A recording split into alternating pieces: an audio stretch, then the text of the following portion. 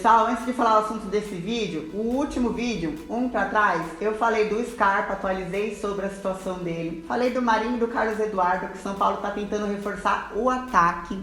E eu falei do Jeanzinho, que foi apresentado no CT, e do Anderson Martins, zagueiro que veio de surpresa pra gente. E agora nesse vídeo aqui, que tem um monte de assunto, eu vou começar falando do Robinho, o que ficou definido, se o São Paulo quer ou não, se vai fazer proposta. Vou te falar do Gabigol, que já existe valor de mercado para uma temporada dele. Vou te falar do Lucas Moura, que Paris Saint-Germain anunciou que vai negociar o jogador e eu vou te falar o valor. Vou te falar do Ganso, você sabia que o São Paulo foi atrás do Ganso em dezembro? Eu vou te falar do Boi Bandido, que ganhou força depois que o Lucas Prato foi embora e quais são os obstáculos dessa negociação. Eu vou te falar do futuro do Júnior Tavares, se ele vai ser envolvido em alguma negociação ou se ele vai para o Santos. E vou te falar, por fim, do Calleri, que muita gente perguntou se tem chance dele vir. Eu fiz um raio-x geral de toda a situação dele e, por fim, a opinião da diretoria sobre a situação do Calleri. Fica ligadinho aí, dá um like aqui no vídeo, por favor, se inscreve no nosso canal, que a janela tá assim. E antes do final da semana eu respondo as perguntas de vocês aqui dos comentários.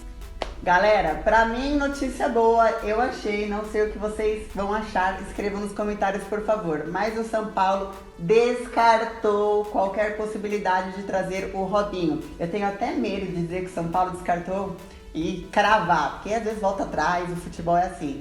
Mas o que diz internamente é que a diretoria discutiu muito o nome do Robinho. Metade era a favor, dizia que ele tinha um futebol, que oscilava muito, mas que tinha um futebol. E a outra metade era muito contra, pelas provocações na época que ele era do Santos. E o que pesou principalmente foi a condenação dele lá na Itália por violência sexual. Comissão técnica e diretoria se reuniram, chegaram à conclusão de que não irão fazer oferta pelo Robinho. Pessoal, vamos falar rapidamente de Gabigol. Quando eu digo rapidamente é porque esse nome já passou por aqui, o São Paulo chegou a estudar o nome e agora temos o valor do Gabigol por uma temporada. Vamos lembrar que o Gabigol foi dispensado com 6 meses de antecedência pelo Benfica e voltou para o Inter. Aí o Inter falou que queria negociar o jogador. Todos os times brasileiros se interessaram na volta. Grêmio, Flamengo, São Paulo são um dos que chegaram... Grêmio, Flamengo, São Paulo e Santos são alguns dos times que chegaram inclusive a sondar. Parecia que o Inter estava afim até de empréstimo de graça para tentar se livrar do salário do jogador que ganha 1 milhão por mês. Acontece que o Inter só libera o Gabigol por uma temporada pelo valor de 11 milhões de reais e o clube que assumir isso ainda tem que assumir metade do salário dele de 500 mil por mês. E aí eu te pergunto, você acha que vale a pena pagar essa quantia em uma temporada pelo Gabigol? Galera, vocês ficam aí nos comentários me perguntando de cada nome e eu tenho que ir atrás, né? Pois é, vamos lá de Lucas Moura. O Paris Saint-Germain contratou geral ano passado, contratou inclusive o Neymar e deu uma estourada no orçamento. Tá precisando vender jogador para equilibrar o financeiro do clube. O Paris Saint-Germain já avisou ao Lucas que não conta com ele em 2018, que ele é um desses jogadores que vai ser vendido para poder dar uma aliviada nas dívidas. Quando isso foi anunciado, o São Paulo e vários outros clubes brasileiros na hora ficaram de olho, obviamente que a preferência é nossa, né? Mas agora eu vou te falar o valor. O Paris Saint-Germain quer 40 milhões de euros no Lucas, o que equivale a 154 milhões de reais. Ou seja, tá descartado, né? Pessoal, agora a gente vai falar do Paulo Henrique Ganso. E eu nunca pensei que ia voltar a falar no nome dele aqui no canal tão cedo. Pois é, tenho 2 notícias sobre ele. E eu vou começar pela mais antiga. Vocês sabiam que em dezembro a diretoria de futebol tentou repatriar o Ganso? Pois é, eles chegaram a entrar em contato com o Sevilha e com o próprio jogador para ver qual era o valor para trazer ele de volta, se rolava um empréstimo, e eles receberam a seguinte resposta do Ganso. O Ganso falou que ele queria continuar no Sevilha e não tinha interesse de voltar para o futebol brasileiro. São Paulo deixou quieto.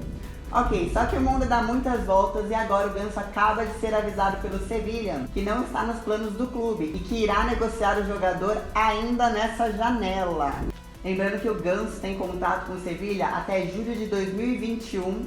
Ele foi para lá por 9 milhões e meio de euros em 2016. Não conseguiu espaço lá, nenhum treinador conseguiu se adaptar a ele. Uma fase ou outra ele teve bons números, mas ele não conseguiu espaço lá.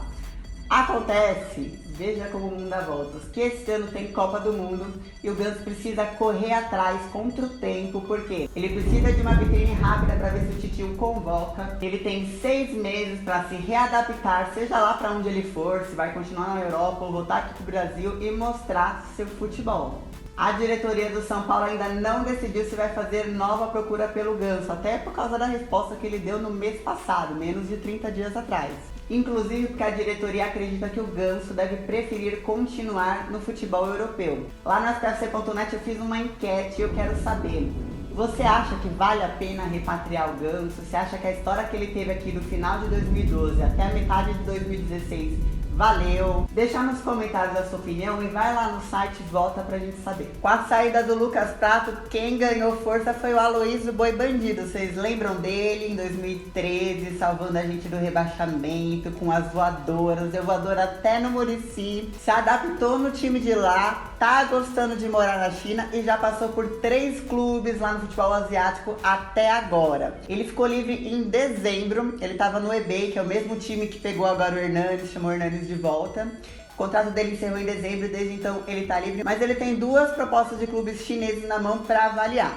Aí o São Paulo deu uma sondada, já que perdeu o Lucas Prato, para tentar trazer o Aloysio Boi Bandido de volta. Vocês iam gostar se ele voltasse?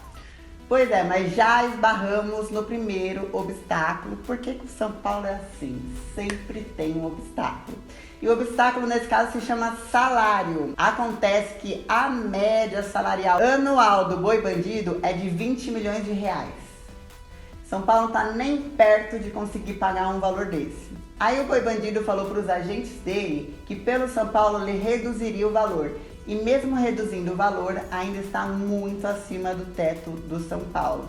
Então, fato é que o São Paulo sondou sim o Aloysio Boi Bandido para o lugar do Lucas Prato, mas esbarrou no salário muito alto. Em 4 anos na China, o Aloysio Boi Bandido já fez 122 jogos, 61 gols e 14 assistências. São belos números, né? Pessoal, quem segue sem definição, sem saber o que vai fazer agora em 2018 é o Júnior Tavares. O São Paulo estava conversando com o Santos para ver se rolava alguma coisa. Uma troca, possivelmente, para algum lateral direito que a gente está de olho, né? Ou uma venda, seja qualquer negócio que fosse. Só que São Paulo e Santos não conseguiram chegar a um acordo comum e encerraram as tratativas. O São Paulo disse que 2 clubes de fora do país chegaram a sondar o nome do Júnior Tavares. Não sabemos se é da Europa, se é da China, de onde que é. Então existe a possibilidade dele ou ir para fora do país ou ser envolvido em alguma negociação aqui como base de troca. Uma delas, por exemplo, é a do Scarpa. A proposta do São Paulo pelo Scarpa envolvia o Júnior Tavares e o Lucas Hernandes, mais 11 milhões.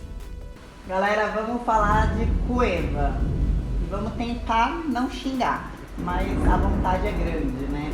Cueva se reapresentou ontem, depois de 6 dias de atraso lá no CT da Barra Funda. Deixou o Raí, deixou o Ricardo Rocha, toda a comissão técnica muito chateado. Primeiramente porque ele demorou a avisar ao São Paulo que chegaria atrasado e não se reapresentaria na data programada. Raí ainda não sabe o que vai fazer. Tá muito chateado, não sabe se vai dar uma bronca e cobrar profissionalismo ou se vai cobrar alguma multa dele. Por enquanto eles estão focados na janela, mas o mais próximo possível, São Paulo já anunciou que será severo com o Cueva. Lembrando que não é a primeira vez que o Cueva faz isso. Ano passado, em novembro, ele foi convocado pela seleção peruana para a repescagem da Copa do Mundo. A gente estava aguardando ele aqui para o jogo contra o Botafogo, que era importantíssimo. Ele não se reapresentou para o treinamento, atrapalhou a gente pra caramba, não ficou concentrado. De última hora ele apareceu nos relacionados e só entrou no segundo tempo. Naquela situação, a diretoria de futebol resolveu cobrar uma multa dele, ele foi multado pela ocasião. Agora diz você nos comentários o que você faria com o Cueva. Agora eu vou falar do Caleri. Eu só tô falando dele porque um monte de gente me perguntou nas redes sociais e nos comentários. Pessoal, vocês têm que lembrar que o Caleri não é mais do Boca. Ele pertence ao Deportivo Maldonado, que é um time lá do Uruguai que pertence a um grupo de empresários.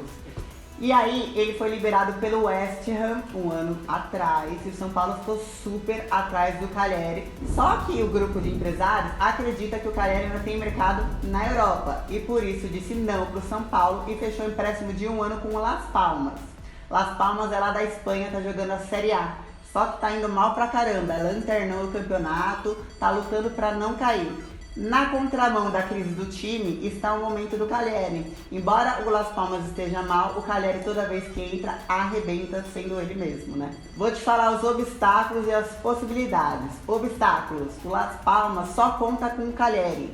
Tá inclusive procurando um camisa 9 no mercado. Não tem mais ninguém pro ataque. Então o Cagliari lá tá sem substituto para fazer rodízio, tá jogando jogo atrás de jogo sem poder descansar. E tá tudo em cima dele, a responsabilidade tá toda nas costas do Cagliari. Muito dificilmente o Las Palmas abriria a mão do jogador agora, sendo que tem contrato até metade desse ano. Então, possibilidade de trazer por empréstimo, não há. A única chance do São Paulo trazer o Cagliari agora era pagando a multa rescisória. E daí o valor da multa rescisória do Cagliari é estratosférico. Não foi divulgado ainda, mas eu vou te dar uma noção. O Deportivo Maldonado comprou o Cagliari do Boca por 12 milhões de dólares. O valor de mercado do Cagliari gira em torno dos 5 milhões de euros. A multa rescisória sempre é muito maior do que esses dois valores que eu te falei, porque a multa rescisória funciona como uma segurança para o clube, para o jogador não aceitar qualquer proposta e ir embora no meio do campeonato ou no meio do contrato. Ou seja, qualquer conversa partiria daí para muito mais para cima. Conversei com a diretoria de futebol de São Paulo, que entende que daqui 6 meses o Cagliari fica livre. Não teria para que gastar todo esse dinheiro agora, se daqui 6 meses encerra o contrato dele com o Las Palmas. Se você fosse da diretoria do futebol de São Paulo, você ia tentar trazer o Cagliari agora, daqui 6 meses, ou você nem ia tentar trazer? Responde aí nos comentários, também tem uma enquete lá no spfc.net. Gente, segundo vídeo dessa semana foram 11 jogadores pra gente falar, então manda aí nos comentários as perguntas de vocês, que o próximo vídeo vai ser especialmente só respondendo pergunta e também atualizando o que andou e o que não andou. Muita paciência nos nossos corações. Dia 17 começa o Campeonato Paulista. Enquanto isso, vamos acompanhar a Copinha. Boa sorte pro São Paulo contra a Chapecoense e um beijão para todo mundo.